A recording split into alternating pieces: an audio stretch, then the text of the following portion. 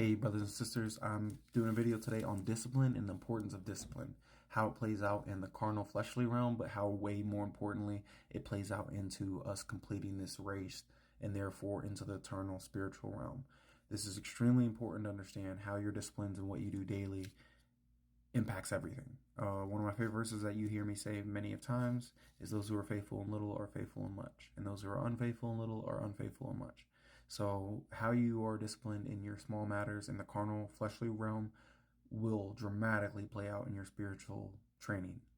With that being said, the first verse that I'm starting out with in regards to even training and discipline is Hebrews 12, verse 11. He says, "For the moment, all discipline seems painful rather than pleasant, but later it yields the peaceful fruit of righteousness to those who have been trained by it." We hear right off the bat, discipline, yep, it's hard. Yep, it sucks. It is painful. But then he tells you, keep pushing through because you'll reap a harvest of it. And in this regards, it's going to be the peaceful fruit of righteousness. Furthermore, going into, he ends the verse off with saying that you are to be trained by it. Therefore, if you start looking at discipline and you start allowing it in regards to it being a spirit and a godly spirit, one of the fruit of God's spirit, considering self-control and things like that, you allow that into your life of the discipline. Like, nah, I said I'm going to do this, I'm going to do it. Period. That's it. And you just get that mentality of regardless what you've been through, you are disciplined and do what you say you're going to do, regardless if you can see the end goal in mind.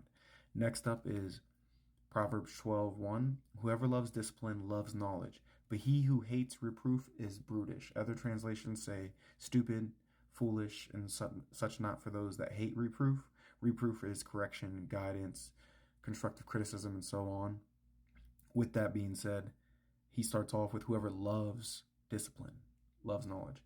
Like, please correct me. Please rebuke me. Please call me out. That's the type of friends that you need to have in your circle and the people around you. Obviously, sometimes in life you can't always choose who you have around you, such as work environment, sports events, whatever, family, so on. But ideally, with those that you do have the capabilities of choosing who are in your inner circle, choose those who are genuine. They're not just going to tell you, oh, you're doing perfect and everything. No, you're not. Then they're going to call you out and tell you, hey, bro, hey, sis, you're not doing this right. You're not doing that right. You could do that better. Obviously, do it in an edifying way of love. Next up is Hebrews 12, verses 1 through 5. This is, so after you accept the Lord, the Most High Son, as your Savior, you got to understand the race that's set before you and what it really means. And that this is not an aspect of, oh, I accepted Christ and I'm good now, everything's set and sunshine and daisies. He's letting you know after you've accepted him that you have a race set before you. And this race is not no lighthearted race, and he's trying to let you know exactly what type of race it is that you have before you.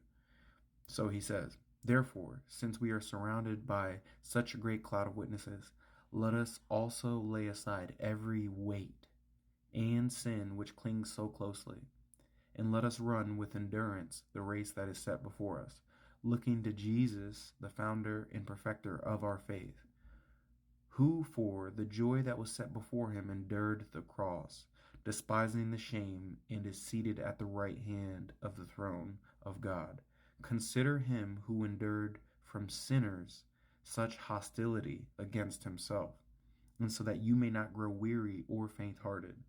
In your struggle against sin, you have not yet resisted to the point of shedding your blood. And have you forgotten the exhortation that addresses you as sons? My son, do not regard lightly the discipline of the Lord, nor be weary when reproved by him. So in there, we covered a vast, grand amount of things. With it being said, first, we're going to start out on the point of he's clearly letting you know before you even start the race, he's like, set down, he says right off the bat, let us lay aside every weight and sin which clings so closely.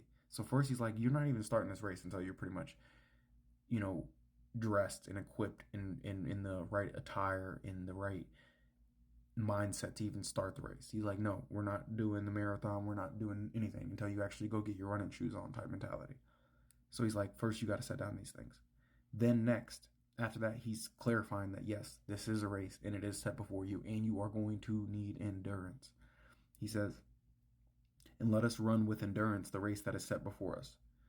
And then he says, in regards to us running the race, after that, he clarifies, looking to Jesus. So he's like, yes, run the race. And where your eyes are going to be while you run this race, it's going to be on the Son of the Most High.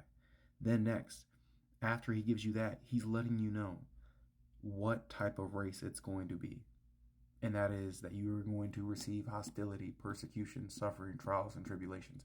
That's the race. Anybody telling you that some other race is set before you, tell them go read Hebrews. Hebrews chapter 12 verses 1 through 5 breaks it down exactly. All throughout Scripture, it tells you what's going to happen. It tells you the true reality of the race that's set before you for those who are truly seeking to actually run the real race. There's a lot of, obviously false doctrines, antichrist, false teachers, wolves in sheep's clothing, so on. This is the true race that is set before you. You're either running it or you're not. Now, with that being said, he even goes to the full magnitude of what it will require to finish and or really obtain the victory for this race. And he says, him who endured from sinners such hostility against himself, so that you may not grow weary or faint-hearted. So he's trying to encourage you. He's like, know that I did this first. You can do it, and I'm going to be with you. In your struggle against sin, so he's acknowledging, I know you're fighting, son. I know you're fighting, daughter. And I know it's a battle. In your struggle against sin, you have not yet resisted to the point of shedding your blood. He's saying that's how hard and warrior-like you have to be in this resistance, in this fight, in this battle against the flesh. He's like, yeah, you've been fighting, but he's like, you're not at that level yet, though.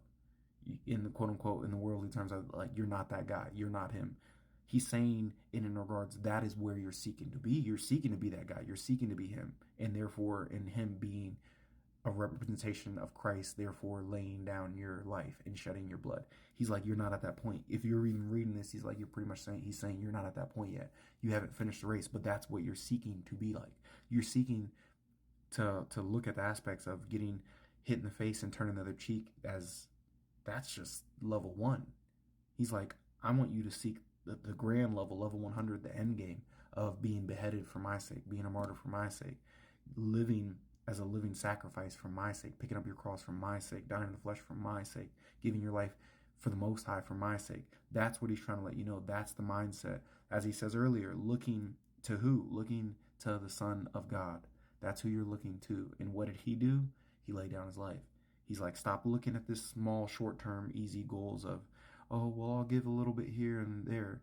He's like, because when it comes to giving up the big, you won't be willing to do it, just like the young rich ruler who was not willing to sell all his possessions. See, he gave up a certain amount, yes. But when it came to giving up his possessions, that's where he drew the line. See, the Lord's trying to say you need to understand the full magnitude. And if you can start getting that in your mentality now, that you are willing to lay down your life, whenever the tests come, you're like, I've already decided I'm willing to lay down my entire life. So if I'm willing to do that, what won't I do? That's the mentality he's trying to give you right here. In your struggle against sin, you have not yet resisted to the point of shedding your blood. And then he goes into encouragement right after that, because he understands the full magnitude of what this is. And have you forgotten the exhortation that is the reward, the glory, the honor, the exhortation that addresses you as sons? My son, do not regard lightly the discipline of the Lord, nor be weary when reproved by him. So he's saying he's going to correct you. He's going to call you out. He's going to chastise you. He's going to discipline you, because he's like, I'm making sure you finish this race. I'm not going to take it easy on you and let you slack. And then when the game day comes, you're not ready. Nope, I care too much. I'm going to call you out and I'm going to hold you accountable. Next up is Proverbs 25:28. A man without self-control is like a city broken into, left without walls. This is extremely spiritual. He's saying the fruit of the Spirit, love, joy, peace, patience, kindness, goodness, faithfulness, gentleness, and self-control. I believe love is the greatest, but I love out of those spirits, out of those fruit, love being the highest, then the next up is joy and then peace. So I believe the foundation of the fruit of the Spirit, the base roots of that fruit, is self-control. And as he goes into, a man without self-control is like a city broken into, left without walls. So whenever an urge comes up, if you don't have self-control, you'll give into it. And therefore the Spirit can enter in. Next up, the end of all things is at hand. Therefore be self-controlled, be sober-minded for the sake of your prayers. And lastly, that was 1 Peter. Lastly, Hebrews 5:8, he says, although he was a son, he learned obedience through what he suffered. This is the end of the video. Point is obtain discipline, love discipline, and grow in discipline. Honor God and keep fighting. God bless y'all.